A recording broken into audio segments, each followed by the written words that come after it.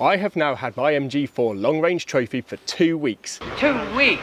And now I want to tell you how I felt this 2 weeks has gone with this car. Now let's start with the good stuff, the styling. When I first took delivery of the MG4, I was not 100% convinced on the exterior styling of the car, but now, having had the car for 2 weeks and spending a good amount of time giving it a thorough clean, polish and wax, I've come to appreciate that it is a really interesting car to look at. Swooping angles, smart design touches and an overall look that is different to anything else on the road right now. Now we need to talk about the performance of this car. It is rapid, and I'm talking hot hatch quick, maybe even quicker. The torque is linear and it just is relentless when you put your foot down to a comedy extent really, and it's just instantaneous, which is just, it's great. So even if it was up against, say, a hot hatch, by the time a hot hatch has dropped down a cog, or if it's a DSG for example and it's kicked down, this will have already lost it within 2 car lengths for example. So that is a really good plus point on this car. Now next, the comfort of this car. It's really good. The seats are really nice and supportive. The armrest feels like it's in a good place for where I drive, just with that sort of relaxed driving style.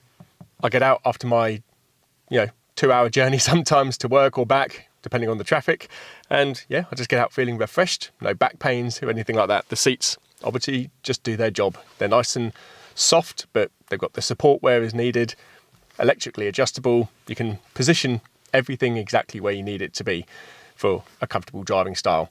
The ride is really supple, but it's also got that firmness to it to have that engaging feel in the corners. I'd say it's pretty good considering the weight of this car being over 1,600 kilograms. Impressive. So next we go into the interior space. I've got absolutely loads of room. I'm 6'2", I'm all lanky, I'm all arms and legs, and yet I find this a very comfortable and spacious place to be. And I've come from the Skoda there, which is a cavernous car, so rear legroom, well, will it compare? Now we've got the front seat in line with where my driving position would be. Look how much space is in the back. So my son, who is 8 years old and tall for his age, has got absolutely loads of room. Obviously not quite to the extent of the Superb, which is, it's a limo basically, but plenty, and loads of headroom as well. And that goes for me as well. I've got loads. And now, because I do spend a lot of time in this car, I've now done 1,500 miles in it. A sound system I think is actually quite important, so it needs to be good. Now, I'm not disappointed with this. It's really good. Plenty of bass, good treble, a good range. Impressive. However, one little point to mention is I think the makers of this car might have been a bit into this is Spinal Tap, because the preset EQs are wound all the way up to 11. So even if you're going for the pop or the rock mode, they're quite harsh. You just need to just tone them down a little bit, sort of 1 or 2 notches. But otherwise, I think it's great. Very impressive sound system for, again, you could consider this a budget car. Great. Now I mentioned when I picked up this car, first impressions, materials feel really nice. The areas that you touch, the ergonomic bits, they feel really good quality. The bits maybe underneath the dash, I've got that sort of tappy, scratchy plastic, but the important bits where you touch feel good, feel nice quality. The seats feel great. All the stitching feels nice. It doesn't feel like it's just going to come apart in your hands or anything like that. It is very good. My probably one little gripe is with the sun visor. When you do this maybe once or twice, there you go. It just seems to pop out very easily, which is a little bit distracting. However, not the end of the world. I'm not too concerned about that. It's just something, when you lift it, you kind of just have to push it towards the windscreen a little bit. But same happens on the passenger side as well. So not sure if that's an anomaly with this car or whether anyone else has found that as well. Let me know if you're finding that as well. One thing I've been very grateful for on this car is the preheat ability for when I set off for work early in the morning. It's been absolutely Baltic in the UK over the last couple of weeks, down to sort of -5 degrees. I imagine those in America or Canada are probably laughing at our petty temperatures, but for us, that's quite cold. So being able to just preheat my car from inside the house has been rather nice. Oh, and the heated seat as well. That's lovely. no having to scrape the ice off the windscreen or anything like that. You do have to just make sure the lights are clear because they're LED, so they don't really warm up that much, but hey, nothing in comparison to what it was like having to scrape an entire windscreen or the side windows or anything like that. This just is done in a couple of minutes, and because there's no coolant or anything like that, instantaneous heat. Perfect. I love it. Another great feature, when you hit the indicators, you get the camera come on for the side, and if you hit it in reverse, you also get the entire reversing cam. Now, I've never had a car with a full 360 camera like this, and it's brilliant. It's so useful. Just, you're exactly in the middle of a space, you know all your surroundings around you. I still use my mirrors just out of habit, but yeah, this is a great feature and something I didn't actually expect on this. I don't know if it's a trophy specific feature, but it's rather good. Now, one of the features of the long range, which I really needed, was the ability to be able to carry out a 140-mile round-trip commute. And the range on this car has been exceptional for considering the conditions that we've had. As I've said, we've had -5 degrees, and those have been solidly through the day as well. So I've been finding charging to 100% still a comfortable range of 200 miles, which I think has been really, really good. I've been receiving about 3.1 miles per kilowatt hour. I couldn't ask for more than that. That's exactly what I've needed, being able to get home with plenty of room to spare. So any incidents on the motorways or anything like that, which are quite common, no sweat. I even braved it, charged it to 80% on one of the cold mornings, still got home with over 15% remaining. So maybe a little bit squeaky bum time, but nothing too bad at all. So I just now, the temperature has warmed up, I now just bring the charge to 90%, and then when it's warmed up a little bit more, I'll be quite happy just to sit the charge at 80% each night. For me, ideal. Now, one feature I also like on this car is one pedal mode. Ideal for driving around town. It's an experience which I've not had before, but yeah, I've got quite quickly used to it, and it's quite intuitive. It obviously knows the distance between you and the car in front, so it stops when it needs to, and you seem to develop a bit of a muscle memory in your foot, so it becomes second nature quite quickly. It's a really, really good little feature. I like that. Okay, so that's most of the good points that we've looked at. Now, there are a few little gremlins as well, maybe a few little bad points. So let's have a look at those and see if you think that they are absolute deal breakers. Now here, you'll see my temperature is set to 25 degrees.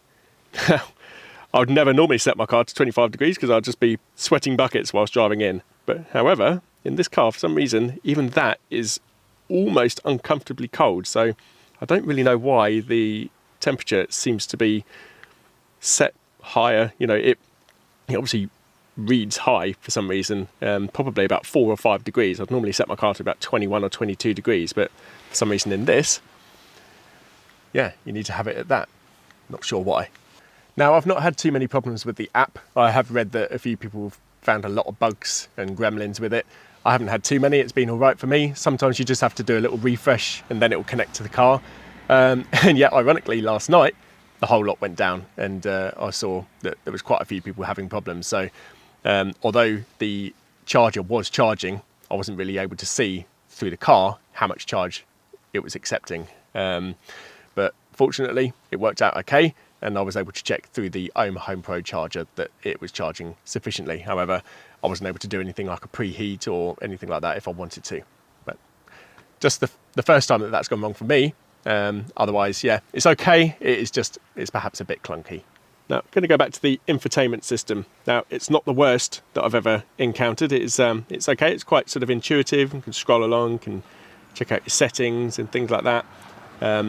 It's maybe not the quickest in the world, but you know, it's okay for what you want to do. It has got the home button and other shortcuts like your volume controls and things like that, your demister and whatnot. But just being touchscreen just does make things a little bit awkward.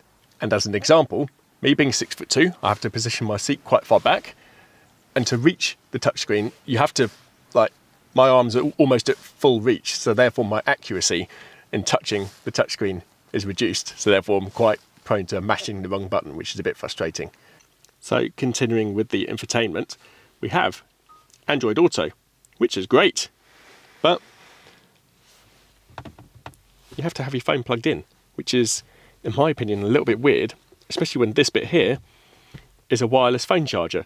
So you've got your wireless phone charger, but if you've got Android Auto, then you're charging your phone through the car rather than through the wireless, and it's just, you've gone for this minimalist design on the interior, yet you've got untidy cables draped around, which, you know, they do thread through this bit here, which is quite cool, but, you know, I suppose I could feed it in and hide it and everything, but then it just pugs out the bottom there as well, which isn't particularly ideal. Just seems a bit of an afterthought, really. Now, when I leave for work in the morning, it's pitch black, and when I leave work to come home, it's also pitch black at this time of year. And having taken the kids out as well, they've complained that the back is completely pitch black. So no lighting in the back whatsoever. There's no little LEDs or footwell lighting or anything like that. The Skoda has got a lovely little light bar which runs all across the dash. Very posh, you know, it's almost BMW-like. But this doesn't have any of that. It's just quite basic interior lighting up there, and that's your lot. So yeah, it's quite gloomy in here at night, and especially with the dark interior. But yeah, it's not a deal breaker. It's just a nicety just to be able to have those sort of little touches. Now, I don't know if this is just me, but the auto lights on this car, they just seem to be always on. Now, I know it's winter, so therefore the sun is a little bit lower in the sky, but today is a bright day. I've got the auto lights on, whether you can see that, I'm not sure. Yeah, you can see that. So we've got auto lights on, however, my auto headlights are on. Now, I don't know why that is. I've tried fiddling around with it a little bit, but no, that's always been the case. So even on a day like this, headlights are always on using the auto light function. A bit odd. One thing I was a little bit surprised to see on this car was that we don't have a frunk.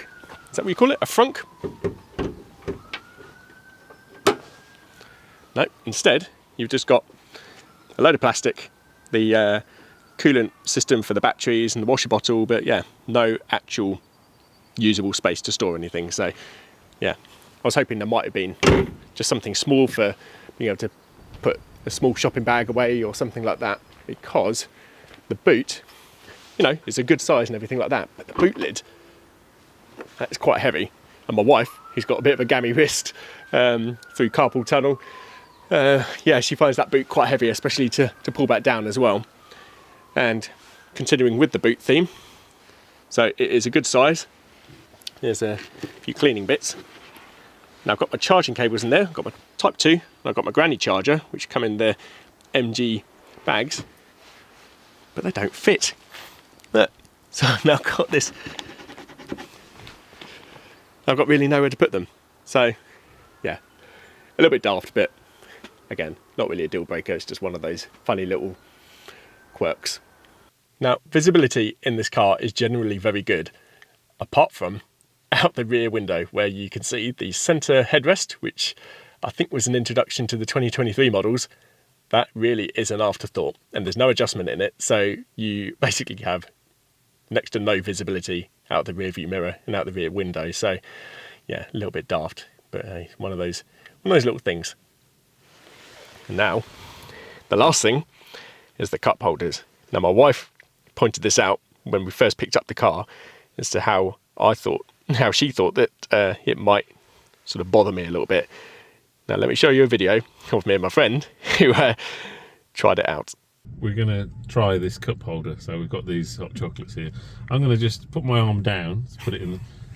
Oh, I can't move my wrist because of this. So, no, that's not going to do. Oh, there's a cable in the way. Right, let's get it out. So I've got. You're going to have to lift it up by the lid. Dear. I can't lift it by the lid. No.